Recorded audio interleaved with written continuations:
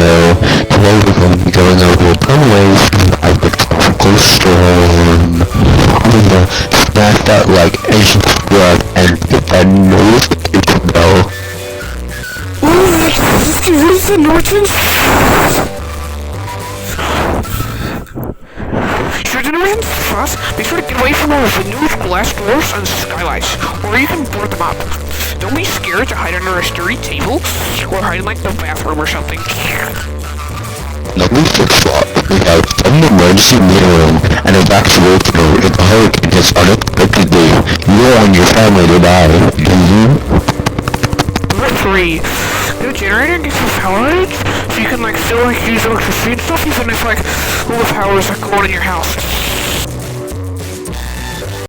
Okay, number 9.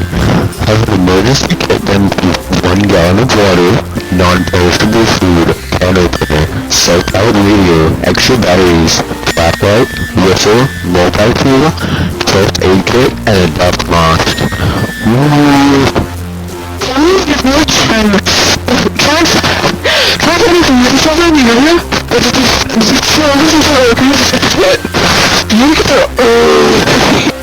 Wait, do you want a free iPhone 12? Please subscribe, like, follow, and leave a nice comment.